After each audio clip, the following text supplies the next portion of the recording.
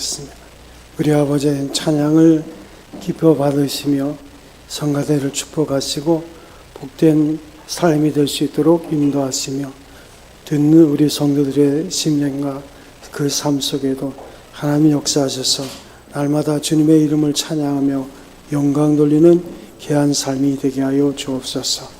이 시간 주의 성령께서 우리에게 허락하신 말씀 속에 역사하시고 인도하여 주옵소서. 감사하고 우리 주 예수님의 이름으로 기도하옵나이다. 아멘.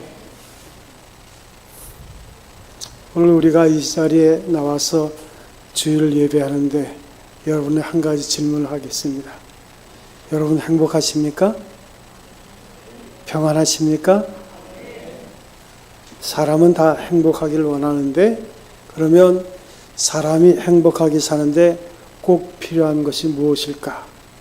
여러 해 전에 유럽에서 심리학자, 상담가, 정신과 의사 2,000여 명이 모여서 이 주제를 가지고 토론했습니다.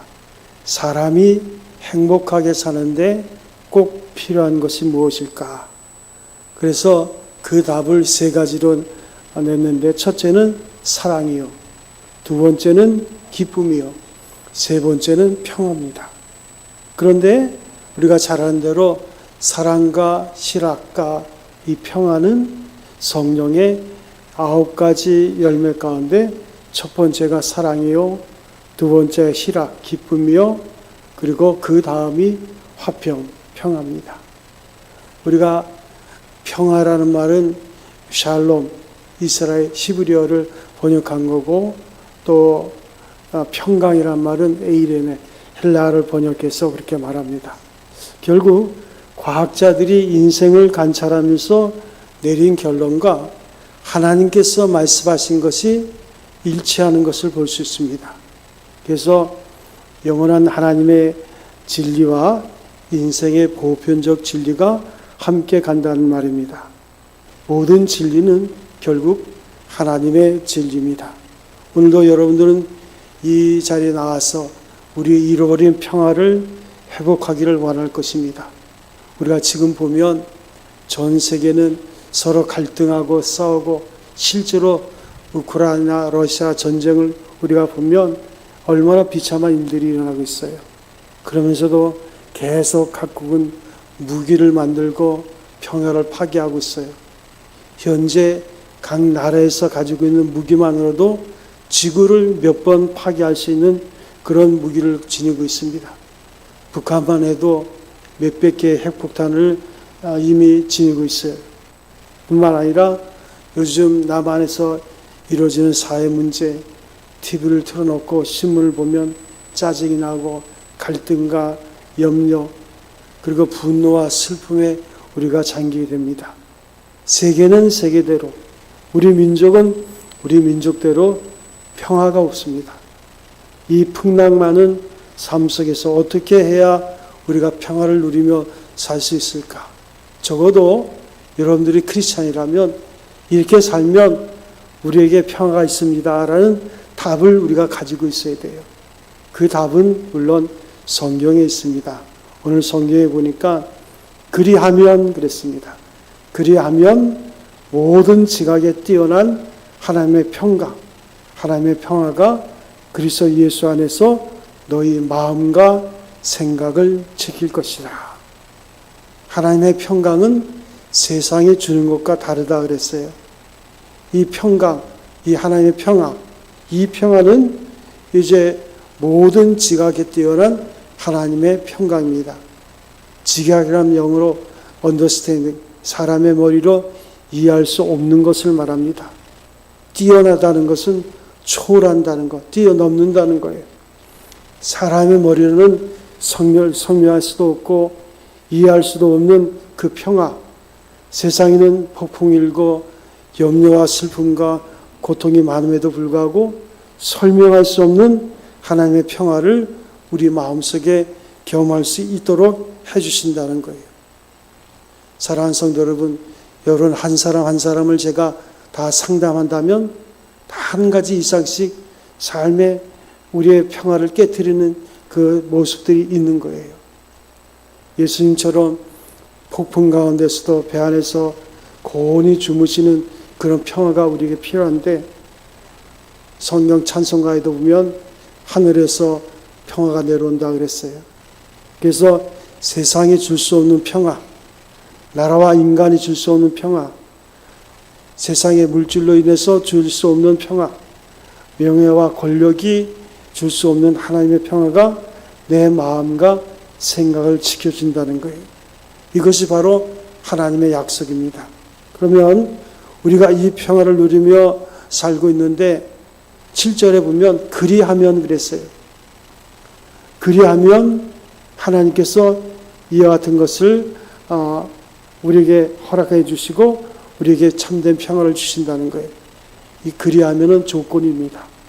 어떻게 해야 하나님의 평화가 내 마음과 내 생각을 지켜준다는 겁니까? 하루를 살아도 우리 가슴에 평화를 갖고 싶은데 세상은 걱정과 근심으로 가득 차 있어요. 그래서 여러 가지 문제, 제가 늘 성도들과 전화도 해보고 또 기도 제목을 받아보면 경제적인 문제, 또 건강 문제, 미래에 대한 문제, 자녀 문제, 걱정이 너무나도 많아요. 그래서 하나님께서 우리가 하나님의 평화를 가지고 살 수 있는 길을 보여주신다 그랬어요. 그 첫 번째는 마음을 즐겁게 하라는 거예요. 사도 바울이 이 빌립보서를 기록했던 장소는 감옥 속에서 기록했습니다. 고대의 감옥은 지금의 감옥보다 엄청나게 열악합니다. 많은 사람들은 감옥에 들어가면 이제 죽음을 생각하지만 사도 바울은 그 감옥 속에서 마음을 즐겁게 하라. 그래서 빌립보서의 별명이 희락의 복음이에요. 그러니까 그 짧은 성경 구절 가운데서 기뻐하라는 말이 그렇게 많습니다. 즐거운 마음을 가지라는 거예요. 어떻게 기뻐하라 그랬습니까? 주 안에서 항상 기뻐하라. 내가 다시 말하면 기뻐하라.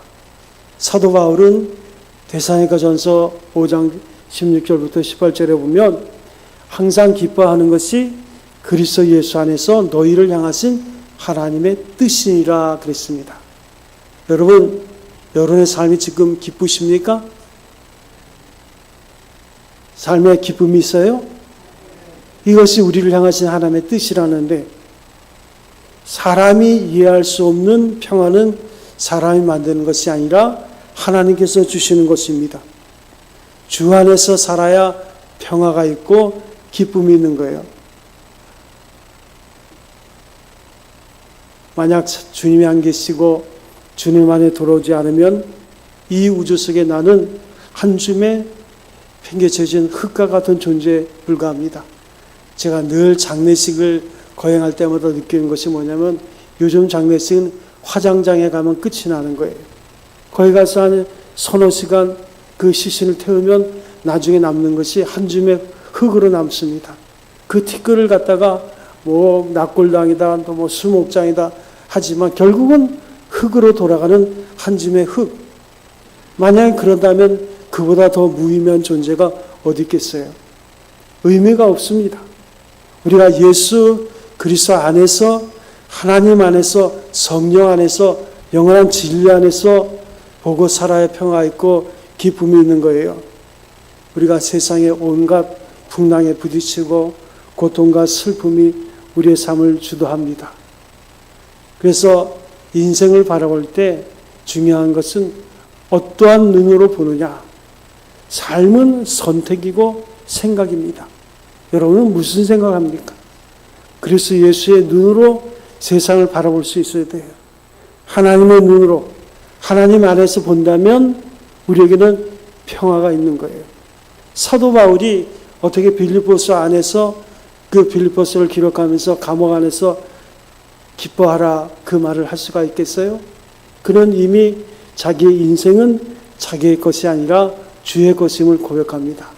그래서 갈라디아서 2장 20절에도 보면 내가 그리스도 예수와 함께 십자가에 못 박혀 죽었나니 이제는 내가 산 것이 아니요 내 안에서 그리스도 예수가 산 것이라. 이 고백을 하는 자가 믿음의 사람들입니다. 우리가 사물을 바라볼 때 인생을 바라볼 때 하나님의 시각으로 삶을 바라보면 모든 삶 속에는 소망이 있는 거예요. 영국의 옥스퍼드 대학에서 어른과 아이의 차이를 연구한 자료가 있습니다. 여러 차이에서 특별한 것은 하루에 몇 번이나 웃는가 하는 거예요. 어린 아이들은 하루에 400에서 500번을 웃는다 그럽니다.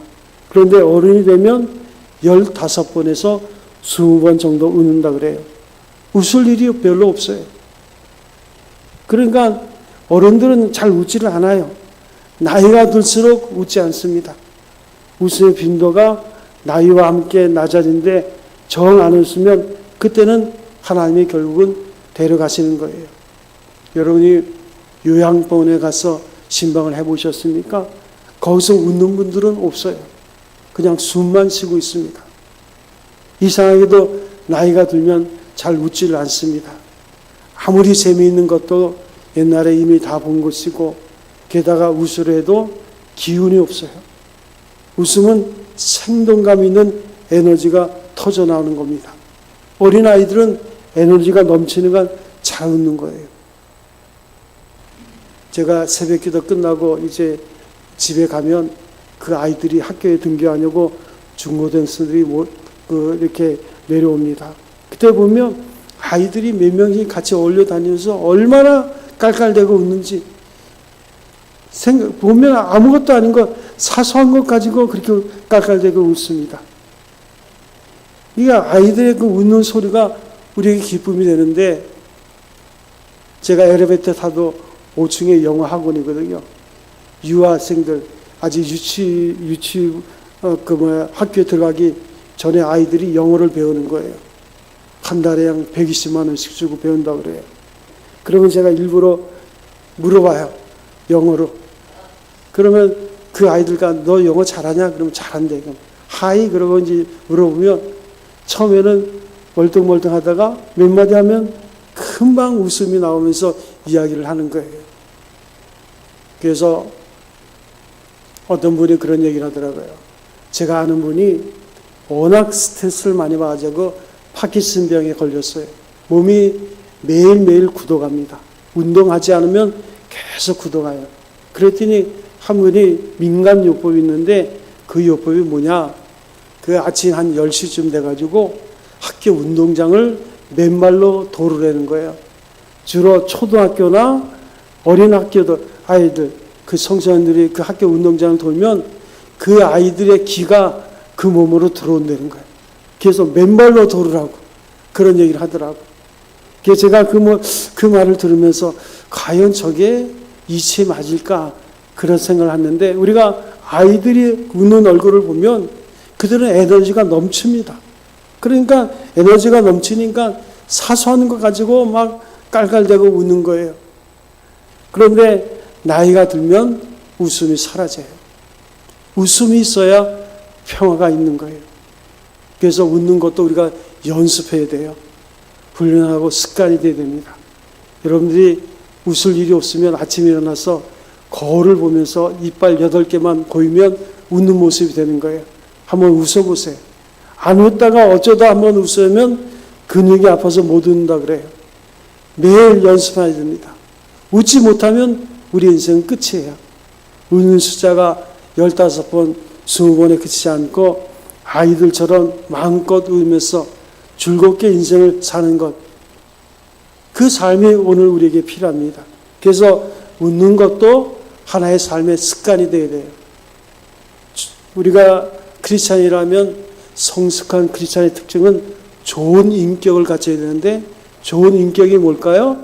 생각이 다른 것, 말하는 게 다르고 그 다음에 습관이 달라요. 그 습관이 자리를 잡으면 성품이 달라지고 성품이 결국은 그 사람의 인격이 되는 거예요.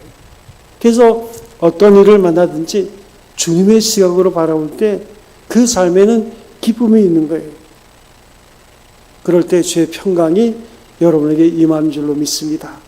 일본의 어느 학자가 파동을 연구하는데, 그 마사이라는 사람이 파동을 연구하는데 그가 그것을 연구하면서 책을 몇 권을 썼어요. 그 책의 제목이 물은 답을 알고 있다. 아마 이 책을 읽어보신 분들 있을 겁니다. 한국말로 번역이 돼서 많은 사람들이 읽혔는데 그 책에 보면 물 한 잔을 떠놓고 서로 감사하고 사랑을 고백하고 깔깔 웃으며 마시면 그 물이 육각수가 되어서 보약이 된다는 거예요. 마치 눈의 결정처럼 아름다운 6개의 각을 가진 육각수가 되는데 사진을 보니까 모양도 아주 예쁘고 색깔도 아름답고 찬란합니다. 그래서 육각수는 우리 몸의 저항력을 키워준다는 거예요. 그런데 물을 앞에 놓고 짜증을 부리거나 욕을 하거나 불평을 하면 그래 물의 육각이 산산조각이 나서 깨어진다는 거예요. 사진을 보니까 색깔도 까맣고 더럽고 흉측합니다. 똑같은 물인데 어떻게 이렇게 달라질 수 있을까? 심지어는 그 물병에 사랑, 기쁨, 사단, 악마 이런 말을 쓸 때에 사단이라고 써붙인 물은 육각형이 다 깨져버려요. 물이 일본어도 알고 한국어, 영어, 심지어 독일어, 헬라어, 라틴어도 알고 있는 거예요. 어느든 그 나쁜 악마라고 써서 붙이면 다 깨지는 거예요. 그런데 사랑, 기쁨, 이와 같은 좋은 말들을 쓰면 아름답게 변해요. 야, 물이 이렇게 똑똑해. 그런데 그 물이 나보다 더 똑똑한 것 같은데, 그런데 여러분, 우리가 잘 아는 대로 우리 몸의 70%가 물이 아닙니까? 만약에 내 마음이 어둡고 더러워지고 분노로 차이고 불평을 하면 내 몸에 도끼가 생기는 거예요.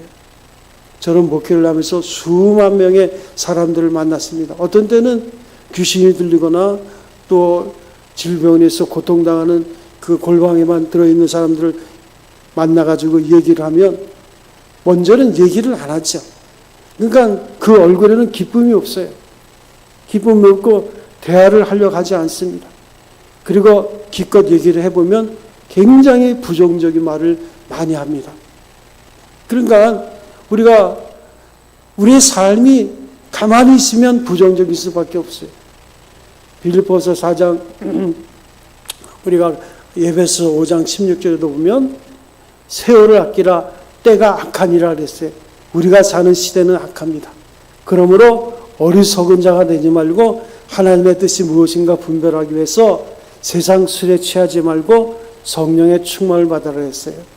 여러분, 세상을 산다는 게 그렇게 쉬운 게 아닙니다. 우리가 우리의 생각대로 산다면 세상의 모든 삶은 나에게 독약이 되는 거예요. 나를 불행하게 만드는 거예요. 그래서 의도적으로 우리가 누구냐, 우리의 정체성을 늘 생각하면서 주님의 마음을 가지고 감사와 기쁨으로 우리가 바라보면 우리 바로 보약이 되는 것처럼 모든 것을 좋게 보고 즐겁게 생각하면 기쁨이 우리에게 넘치는 거예요. 그래서 우리가 연습을 계속해야 됩니다. 신앙생활은 계속해서 우리가 연습을 하는 거예요. 그래서 좋은 습관을 갖는 거예요. 그 습관은 우리의 인격이 되는 거예요. 그래서 생각의 훈련도 하고 말의 훈련도 하고 그 다음에 우리가 행동하는 것도 그 행동을 하기 전에 어떻게 하는 것이 기쁨이 될까 이런 생각을 늘 가져야 돼요. 그래서 건강과 하나님의 평화가 여러분의 몸의 마음과 영혼에 임하기 위해서는 어떤 일을 만나든지 항상 기뻐하라. 누구의 시각으로? 주님의 시각으로 바라면 여러분에게 기쁨이 되는 줄로 믿습니다. 또 한 가지는 누구에게나 관대하라는 거예요. 그래서 오늘 성경에 보니까 5절에 너의 관용을 모든 사람에게 알게 하라. 주께서 가까우시리라. 사도 바울은 자신의 모든 사역을 하면서 내일 죽을 것처럼 오늘 최선을 다해서 살았어요. 그렇기 때문에 그는 유대인들에게는 유대인처럼 이방인에게는 이방인처럼 그들의 수준에 맞춰서 자기의 인생을 사는 거예요. 그래서 관용한다는 것, 관대하는 겁니다. 인생의 끝이 가까워요. 가슴을 열고 사람들에게 관대하고 부드럽고 친절하게 사는 거예요. 마치 내가 내일 죽을 것처럼 오늘 나에게는 하루의 삶밖에 없다. 그렇게 생각한다면 오늘 모든 사람들에게 여러분은 관대할 수가 있습니다. 관대하다는 것은 마음을 여는 거예요. 세상에 여러분의 마음에 드는 것이 얼마나 있겠어요? 마음에 드는 사람이 몇 명이나 있습니까? 수많은 남자와 여자 가운데 한 명이 마음에 든다고 생각하고 내가 결혼했는데 결혼한 그 다음날부터 후회하잖아요. 그러면서 많은 사람들이 그런 얘기를 합니다. 내 눈에 콩깍지가 씌었지. 어쩌다 이런 사람과 내가 만나서 결혼했냐고. 후회하면서 계속 사는데 그러면서 뭐라 하냐. 할 수 없지 뭐. 죽으나 사나 뭐 살아야지 뭐. 그렇게 사니까 얼마나 인생이 참 불행한 인생이에요. 다른 사람의 말과 여러분의 마음이 하나가 되는 경우가 얼마나 있겠습니까? 모두 내 마음에 들게 행동하라. 그렇지 않으면 나는 화내고 짜증내고 욕하며 살겠다. 여러분, 지구상의 75억 인구가 내 마음과 같아야 한다면 여러분들은 엄청나게 불행한 사람이에요. 내 쪽에서 마음을 열고 다른 사람에게 맞춰가야 되지. 그때 평화가 있는 거지. 내가 평화의 도구가 되어야 되지. 모두 내 마음에 맞지 않는다고 내 마음에 맞게 행동하라고 고집 부리고 자기 주장만은 이기적이고 자기 중심적인 사람은 불안하게 살 수밖에 없어요. 그러니까 그런 분들은 사람을 만나면 항상 좋은 점보다 약점을 먼저 찾습니다. 저 사람은 저게 문제라고 귀신처럼 알아맞혀요. 그 사람의 약점을 너무너무 잘 알아. 그런데 세상에 약점이 없는 사람이 어디 있겠어요? 그러니까 좋은 점을 찾아야 되는데 그렇지 못한 거예요. 잘못된 습관이 된 거죠. 그래서 혼자만 불행하는 거예요. 그런데 문제는 혼자만 불행한 게 아니라 그와 같은 마음을 가지면 주위의 사람들마저도 불행하게 만드는 거예요. 우리는 복 있는 자의 삶으로 부름을 받은 줄로 믿습니다. 복된 사람은 축복의 통로가 되는 거예요. 나 한 사람 때문에 우리의 가정이 변하고 교회와 민족이 새롭게 되는 거예요. 내가 굉장히 중요합니다. 그래서 내가 관대하지 않으면 많은 사람들에게 불편을 주는 거예요. 어려움을 주는 거예요. 사랑하는 성도 여러분, 마음을 여시기 바랍니다. 성경은 무릇 지킬 만한 것보다 내 마음을 지키라. 생명의 근원이 이에서 남이라. 잠언 4장 32절입니다. 그래서 결국은 한 나라의 운명이나 한 개인의 삶은 그 마음, 그 생각을 어떻게 갖느냐. 그 사람에 대해서 여러분은 어떤 생각을 가지고 있습니까? 관대하게 마음을 열어서 하나님의 평화를 누리며 사는 여러분들이 될 수 있기를 바랍니다. 또 한 가지는 염려하지 말라는 거예요. 염려하면 평화가 없습니다. 그런데 인생을 살면서 어떻게 염려하지 않을 수 있겠어요? 저도 이 시간에 이렇게 서서 하나님의 말씀 증거하지만 목회한 그 자체가 생각해보면 처음부터 끝까지 염려밖에 될 수 없어요. 그러니까 삶의 시각을 바꾸지 않으면 늘 염려에 짓눌려서 오늘 사는 거예요. 그래서 중요한 것은 염려하는 것이 아니라 그 대신 기도할 것을 성경은 말씀하고 있습니다. 5월 마지막 주가 성령 강림주의예요. 6월에 이제 우리가 호흡의 달로 맞이해서 나라와 민족을 위해서 기도하는데 특별히 여러분이 기도의 삶에 이런 게 필요한 줄 압니다. 우리에게는 염려거리가 너무 많은 거예요. 요즘 얼마나 살기가 어렵습니까?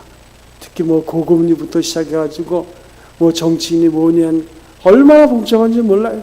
세계적으로, 민족적으로, 국가적으로, 사회적으로, 가정적으로 기도가 필요한 거예요. 기도하면 염려가 없어지는 거예요. 기도는 겸손한 자만이 합니다. 겸손한 자만이 자신의 인생 속에서 하나님의 지혜가 필요하다고 생각하는 거예요. 그래서 기도하는 거예요. 그래서 하나님의 지혜가 우리 속에 임하게 되면 우리의 삶에 평화가 임하는 거예요. 하나님께서는 모든 문제를 가지고 와서 기도하라고 말씀하십니다. 힘 있는 기도로 출발해야 되는 거예요. 그래서 예레미야 33장 3절에 보면 너는 내게 부르짖으라. 내가 내게 응답하겠고 내가 알지 못하는 크고 비밀한 일을 내게 보여주리라. 사람들이 주어 무엇 때문에 걱정을 하고 있습니까? 40%가 전혀 일어나지 않을 일에 대해서 걱정한다 그래요. 30%는 지금은 어떻게 할 수 없는 이미 지나간 일에 대해서 걱정합니다. 22%는 아주 사소한 것을 가지고 걱정합니다. 결국 우리가 걱정하는 것의 92%는 아무것도 없는 것, 그걸 가지고 걱정하는 거예요. 오늘도 여러분 가정에 걱정이 있고 지난 한 주 동안 걱정을 했다면 그 걱정은 소용없는 92%에 속할 뿐이에요. 4%는 내가 어떻게 해볼 도리가 없고 바꿀 수도 없는 일에 대한 걱정이에요. 여러분, 기도는 내가 할 수 없는 것, 내 힘으로 할 수 없는 것, 내 경험으로는 그런 기적도 없어요. 그렇지만 우리가 하나님 앞에 기도한다는 것은 하나님의 지혜로 할 수 있다는 거예요. 울어도 뛰어도 욕해도 안 되는 일이 우리에게 있습니다. 마지막 4%가 우리가 진짜 해결이 될 사건이에요. 생각과 걱정은 다릅니다. 생각은 계획하고 이제 돌아보고 조사하는 건데, 걱정은 쓸데없이 속을 끓이고 나를 괴롭히고 내 몸의 모든 육각세를 파괴하는 거예요. 염려할 시각이 없으면 기도하시기 바랍니다. 기도하면 하나님께서 평화를 주시고 명쾌한 답을 주시는 거예요. 그래서 데살로니가전서 5장 10절에도 보면 항상 기뻐라. 그리고 그 다음에 쉬지 말고 기도하라. 이것이 그리스도 예수 안에서 너희를 향하신 하나님의 뜻이니라.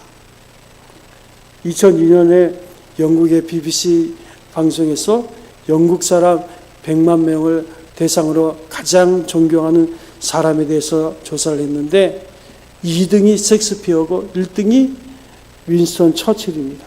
그런데 그 처칠의 그 학력을 보면 그는 청소년 때 문제가 많았어요. 그래가지고 품행이 나쁘고 남을 괴롭히는 아이고 희망이 없는 싸움꾼이에요. 공부도 잘 못했습니다.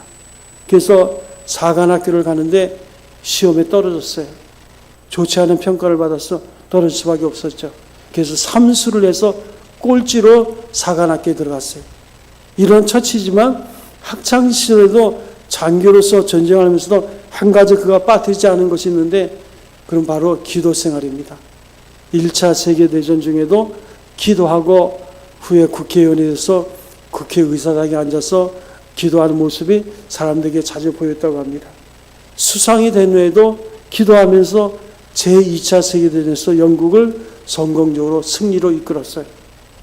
희망 없는 소년이 세계에 희망을 주는 지도자가 된 것은 그가 똑똑해서 공부를 잘해서 아니었고 성인이 되면서도 기도하기를 배웠기 때문입니다.